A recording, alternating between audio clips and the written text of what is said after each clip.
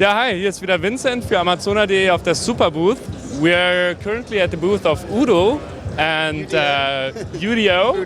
U.D.O. is a German name, so I thought like the U.D.O. Yes, it is. It's a very popular German name. We have like it kind of looks like the reincarnation of a Roland product, like Jupiter 6 or something, but I also can read like 12 voice and binaural analog hybrid technology. What's going on there? Yeah, so it definitely has some sort of DNA of the 80s in it, right. That's for sure.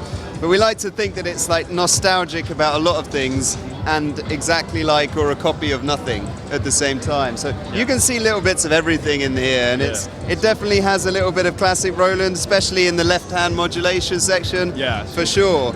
Inside the actual instrument, underneath the hood, is completely brand new. What's going on in there? Well, it's a hybridization of voltage-controlled analog technology and FPGA digital technology. So what we've tried to do is, it is a subtractive synthesizer, but we've tried to pile the front end in before the filters with a really rich, wide kind of harmonic spectrum. And then we've got really smooth, kind of classic flattering analog filters.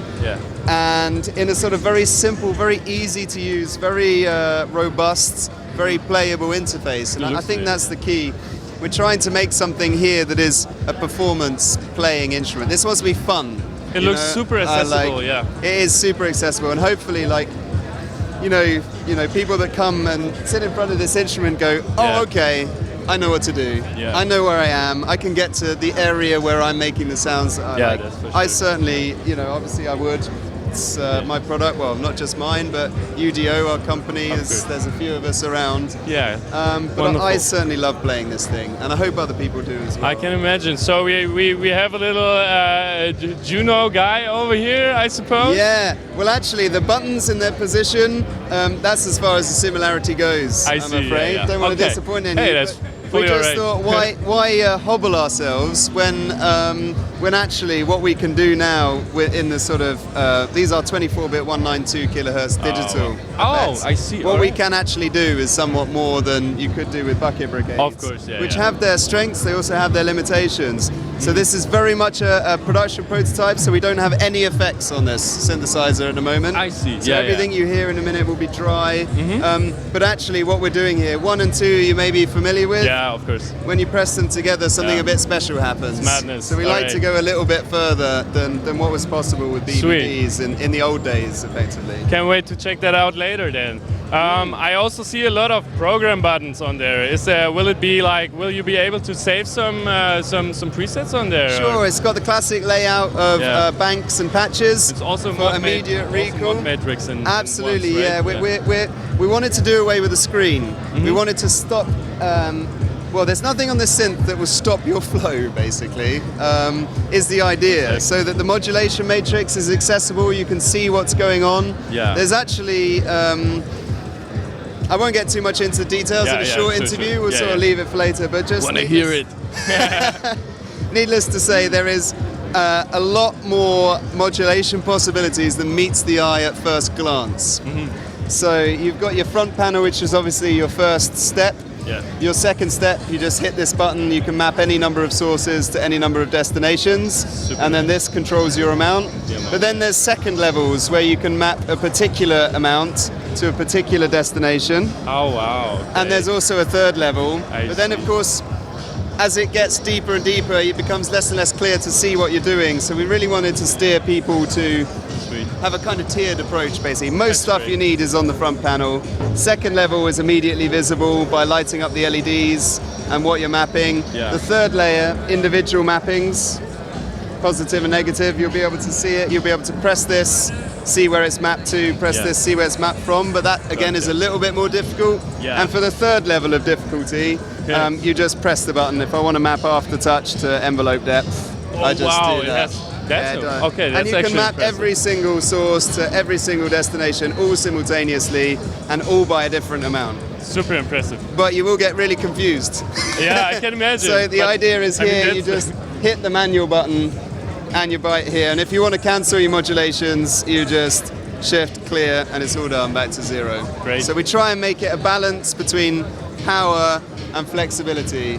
We hope that 80% is the front panel only. Yeah. The next Gotcha.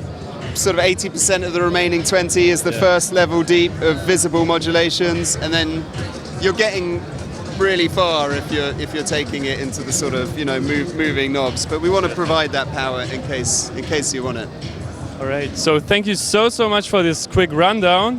We're super keen to hear it as well. Yeah, I'm going to sort of say it's a production prototype. It's got no presets in it at the moment. So whatever the last person moved the controls to, that's the sound it's making. So it's going to be improvised. I'm going to have to start where it is, but we'll give it a go. Sure. Thanks so much. All right. Looking forward.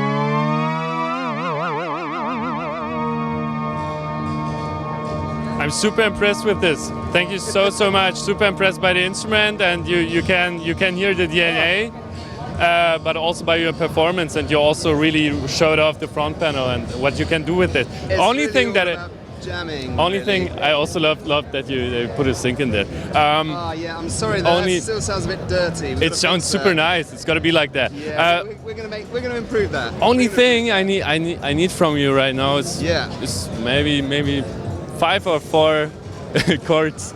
Want to hear some chords? You want to hear some chords? Yeah. Oh yeah, absolutely. I'm sorry. Yeah, I'm sorry. It's a polysynth, and we were just doing everything there. Absolutely. Let's see what we can do. I'm gonna put headphones on because let's go. Yeah, of course. I can't hear anything. Yeah. Oh yeah, sure.